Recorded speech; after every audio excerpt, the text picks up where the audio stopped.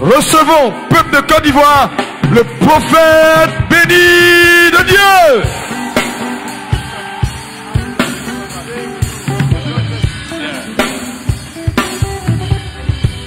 Alléluia. Quelqu'un peut donner gloire à Jésus-Christ de Nazareth? Est-ce qu'il y a les futurs élus de Dieu, des gens qui vont embraser la nation, la Côte d'Ivoire, avec un grand réveil, qui sont là ce soir? Si tu dis amen, que Dieu se saisit de toi. On peut s'asseoir. Je veux juste dire 2 mots à quelqu'un qui veut que Dieu l'utilise pour être un signe dans sa nation et dans sa génération. Le vieux vient d'ouvrir la porte à mon message. Je bénis Dieu pour ce que le docteur vient de dire. C'est très profond. Et ce que le docteur vient de dire est véritablement la plaie de la Côte d'Ivoire. La plaie de la Côte d'Ivoire, c'est que la Côte d'Ivoire ne veut pas accepter le prophète. C'est ça le véritable problème. On ne veut pas accepter le prophète. Et je dis toujours partout où je passe. Moi, je suis messager, je prêche la Côte d'Ivoire. Mais vous savez, chaque pays a son mandat. Chaque pays a son appel. Ce qui arrive à la Côte d'Ivoire a commencé quand en 90, les Maurice Lolo sont venus ici pour dire que Dieu va utiliser la Côte d'Ivoire. On était tranquille jusqu'à ce que la prophétie arrive. Parce qu'il y a beaucoup qui parlent, mais ils ne vont pas dans l'histoire. Donc la Côte d'Ivoire n'a pas un problème politique. La Côte d'Ivoire a un problème spirituel. Et quand le prophète Kakou a été suscité pour faire ce grand travail qu'il a fait, après qu'il soit combattu, mais Dieu a fini par le glorifier, quand il est parti, qui a continué? Personne n'a continué. Pourquoi? Parce que Dieu a donné à la Côte d'Ivoire, comme le vieux l'a dit, il y a des dimensions. Tu l'as ou bien tu ne l'as pas. Tout dépend de ce que tu as. Il y a des gens qui ont peur de la mort, mais il y a des gens qui affrontent la mort. Tout dépend de ce que tu transportes. Et nous avons rejeté ça. Nous devons nous repentir. Pourquoi? Le prophète Kakou est venu et a libéré une parole sur cette nation. Nous tous, on a vu son accomplissement. Mais le message véritable, on l'a oublié. Dieu a donné à la Côte d'Ivoire le message de l'onction du Saint-Esprit. Dieu a donné au Ghana la prière. Dieu a donné au Nigeria l'audace. Dieu a donné au Burkina Faso l'intégrité. Mais qu'est-ce que nous faisons de ce que Dieu nous a donné? On ne veut plus l'onction. Bien sûr, on veut l'onction maintenant autrement. Ce réveil que Dieu a donné à la Côte d'Ivoire, la Côte d'Ivoire est un jeune prophète parmi toutes les nations de réveil. Quand on compte l'histoire des pays qui ont porté le réveil, ils ont 200 ans, 300 ans. Mais la Côte d'Ivoire n'a pas ce nombre d'années, mais Dieu l'a appelé. Donc c'est le message du jeune prophète qui doit aller faire des exploits. Et Dieu lui dit, fais attention au vieux prophète. Va avec ce que je t'ai dit. Et ne parle pas à quelqu'un.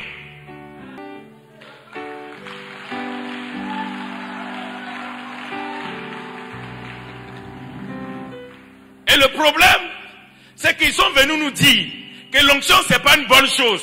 On doit être sage. Le vieux l'a dit tout à l'heure. Il y a des dimensions. S'il y a un premier degré, il y aura un deuxième degré. Il y aura un troisième degré, il y aura un quatrième degré. Si je suis de premier degré, laissez-moi donner l'information.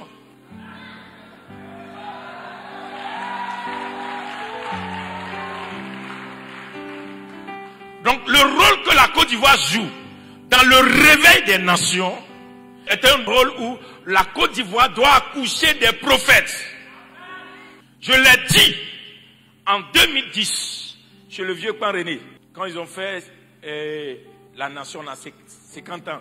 J'ai dit là-bas, les vieux, si vous rejetez les jeunes, je vois l'identité de l'église ivoirienne partir. C'était devant Papa Pan René, Papa Nelbien, tout cela. Et je vois les jeunes aller prendre autre chose pour venir. S'il y avait des gens ici qui étaient là ce jour-là. Ce programme était dirigé par le directeur de Fréquence Vie. Et on s'est mis à genoux pour que le vieux l'a pris pour nous. Pour qu'ils acceptent la jeune génération. Qu'est-ce que vous voyez aujourd'hui? Ils ne sont pas allés chercher. Ils sont allés chercher. Et aujourd'hui, on dit à nos pères qu'ils ne sont pas pères. Et ça nous fait mal. Si nous voulons que ces choses s'arrêtent, comment élever des voix prophétiques? C'est mon travail ce soir.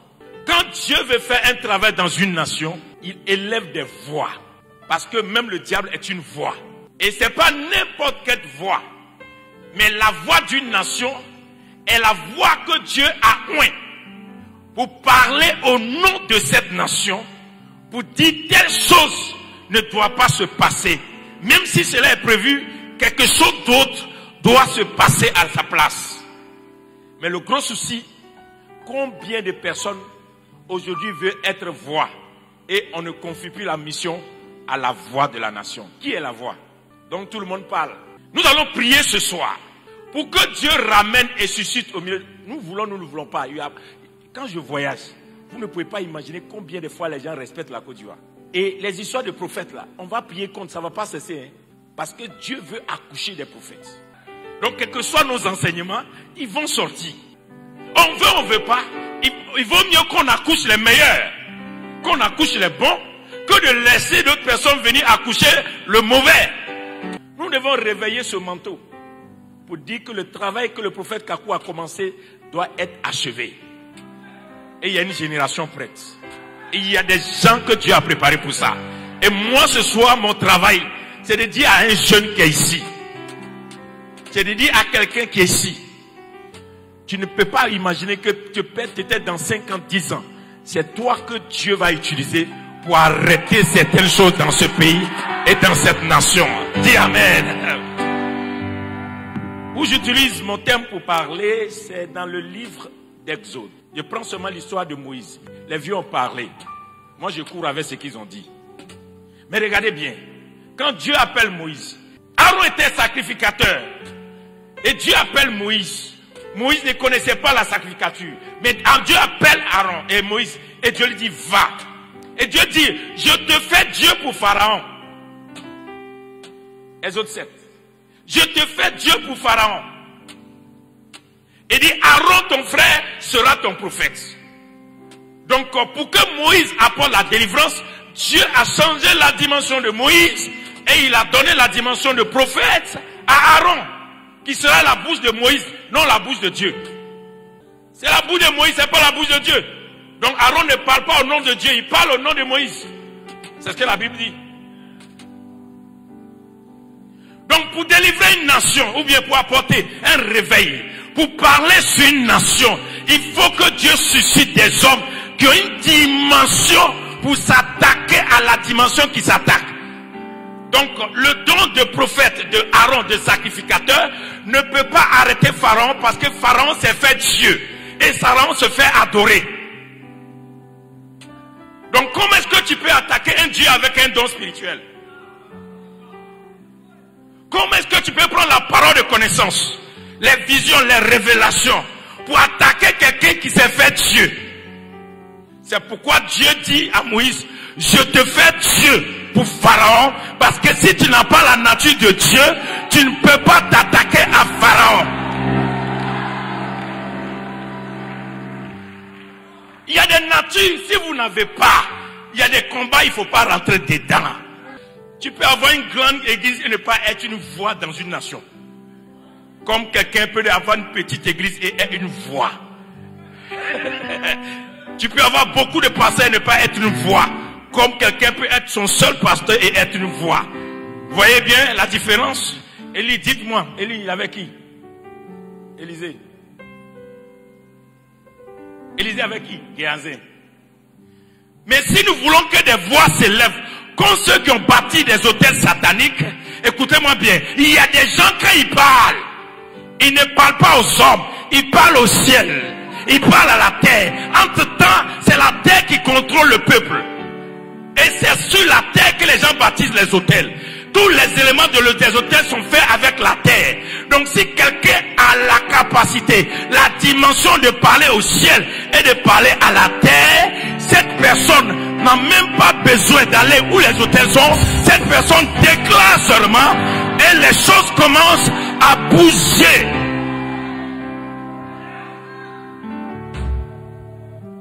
Si vous voyez une église comme cette église qui est là, on peut aller rencontrer un ministre pour mettre le goudron. Mais quand vous avez un homme qui a une dimension de voix pour parler dans une nation, il arrive et dit je mets des goudrons ici au nom de Jésus. Quand il finit, la semaine qui suit, le gouvernement prend une décision et puis il met le goudron. Pourquoi? Il a une voix. Donc la voix que les maires ont, les députés ont, les présidents ont et qui signent des décrets, c'est que vous ne savez pas, la voix de Moïse retentit plus que la voix de Pharaon. Parce que Moïse a perdu sa position. Ça ressemblait comme à une humiliation. Mais en réalité, Moïse allait être élevé par un homme, par une institution humaine. Mais Moïse est descendu de l'institution humaine pour élever maintenant dans la dimension de Dieu, pour dire à Pharaon, quelles que soient tes organisations, 400 années d'esclavage, tu vas les libérer. Regardez comment Moïse parle à Pharaon. Il ne discute pas avec Pharaon. Quand tu n'as pas l'onction, tu es peureux. C'est pourquoi le diable vous effraie. Quand tu n'as pas une dimension, tu cherches des raisons.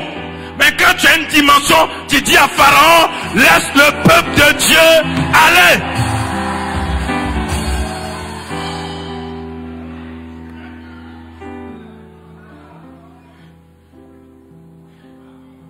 Quand le prophète Kakou disait, il ne va pas pleuvoir. Il disait telle chose. Il va dans les îles, il arrête les tornades, tout ça là. C'est pas un homme de la même nature que nous. L'onction là est dans la terre ici. Et puis vous courez à gauche, à droite. Ah, est-ce que je parle à quelqu'un? C'est ici. On ne l'a pas enterré ailleurs. C'est ici. Mais on fait quoi avec? Quand vous regardez les docteurs, les vieux comme Alou, paix à son âme. C'est ici. L'onction est là. C'est ici. On fait quoi avec? Division. On n'est pas unis. Quand le bishop a fait le programme, combien de personnes ont fait des mobilisations? C'est son programme. Et il y a des gens hypocrites. Ils viennent, ils s'asseyent, ils ressortent. Ils viennent, ils s'attendent, ils ressortent. Vous pensez que les gens, ils se moquent de nous? Parce que sans unité, il n'y a pas réveil. Écoutez-moi bien, une église ne fait pas de réveil. Le réveil, c'est un vent.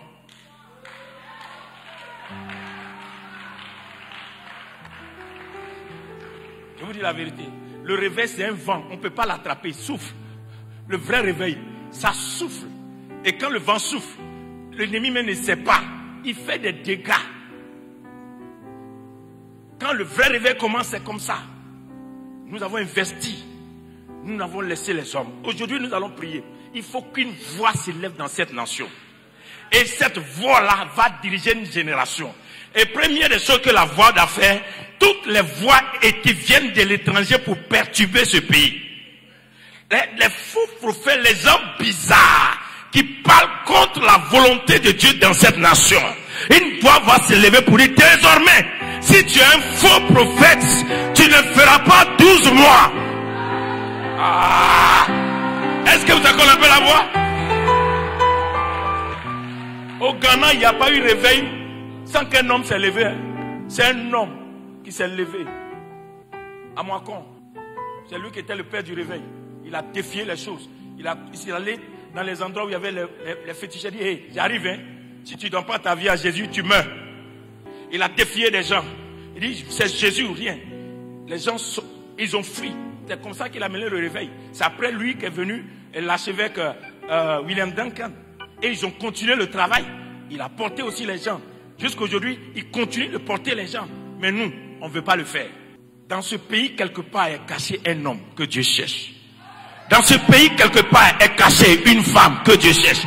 Dans ce pays, quelque part, est cachée une personne que Dieu cherche. Il y a une voix que Dieu veut utiliser pour dire maintenant à ces choses, ça doit s'arrêter. Peut-être que tu es là, je ne sais pas. Peut-être que c'est ton voisin, je ne sais pas. Peut-être que c'est ta voisine, je ne sais pas. Mais je sais une chose, il y a une voix parmi nous dans cette nation que Dieu veut utiliser. Peut-être que c'est le bishop Amazou, je ne sais pas. Peut-être que c'est l'église ABMC, je ne sais pas.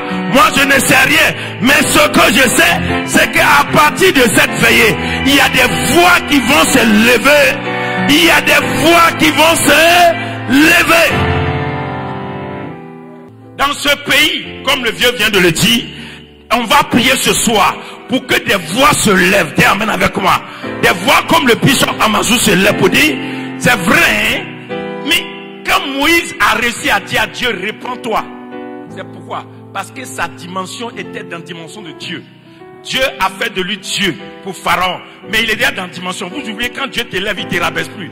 Donc Dieu a fini de l'élever. Donc il va vers Dieu maintenant pour dire, comme tu m'as mis dans la dimension Dieu, je peux parler à Dieu pour dire, répands-toi.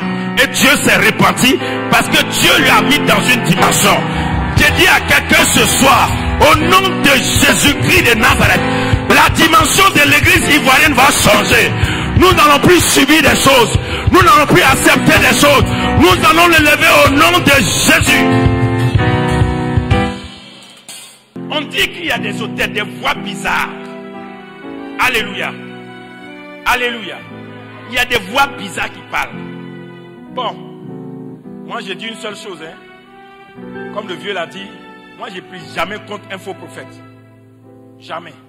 Parce que j'ai étudié le réveil. Le véritable réveil vient quand il y a l'apostasie et l'hérésie.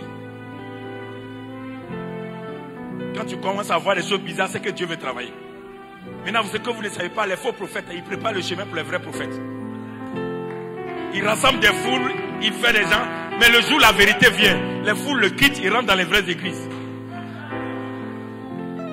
Ils préparent le cœur des gens, donnent leur vie rapidement.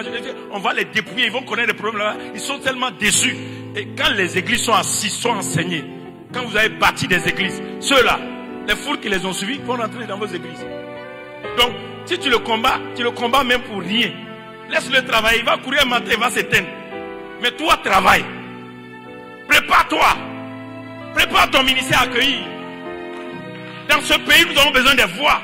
Nous avons besoin des gens qui doivent aimer le pays. Aimer la Côte d'Ivoire, c'est pas passeport, frères et sœurs. Je promets avec ton passeport ivoirien pour dire que je suis ivoirien. Non, l'ivoirien c'est dans l'âme. L'ivoirien c'est dans le cœur. L'ivoirien c'est dans la tête. L'ivoirien c'est comment est-ce que tu te lèves pour ce pays pour dire rien ne se passera. Les hôtels là. Salomon a bâti 1000 hôtels, Dieu lui a parlé. C'est ça non? Amen. Quand Dieu a fini de lui parler, il allait prendre 1000 femmes. Chaque femme a renversé un hôtel. Donc Dieu ne lui parle plus. Ce que vous ne savez pas, l'impudicité qu'on a dans ce pays-là, c'est juste pour renverser les autels de Dieu, pour que la voix de Dieu ne vienne plus vers nous. Et il y a l'impudicité partout. Lisez bien votre Bible. Hein? Dieu a dit fuyez l'impudicité. Mais l'adultère, la fornication, quoi encore? Toutes ces choses-là. C'est-à-dire que tu peux résister. On dit résister au diable fuira. Tu peux résister. Impudicité, on ne fuit pas. Allez dans l'Apocalypse. La Bible dit que Jézabel tue les prophètes avec la coupe de l'impudicité. Donc, comment quelqu'un... Tu ne peux pas parler à une nation, quelle que soit la taille de tes biens matériels que tu as, si déjà Jézabel t'a terrassé. On doit commencer à prier pour ces choses. L'impudicité, l'autel de l'impudicité, c'est trop. Combien d'hommes de Dieu avec des valeurs, des dons spirituels pour aider cette nation. Elle les a eu là-bas. Parce que Salomon a bâti 1000 hôtels. Dieu lui a parlé. Quand Dieu a fini de lui parler, il a commencé à prospérer. Il a pris 1000 femmes. Les hôtels sont finis. Dieu ne lui a plus jamais parlé. Là, Dieu nous gagne et le diable nous gagne. Beaucoup sont venus ici. Tout à l'heure, ils ont prié. Alléluia, alléluia. Quand vous allez sortir là, toi-même, tu sais ce qui t'attend. Tu dois comprendre, c'est très important. Amen.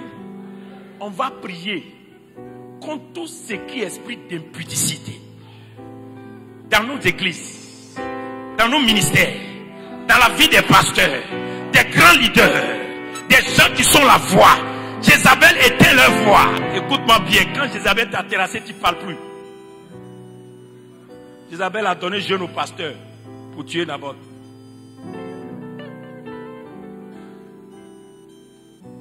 On va prier premièrement.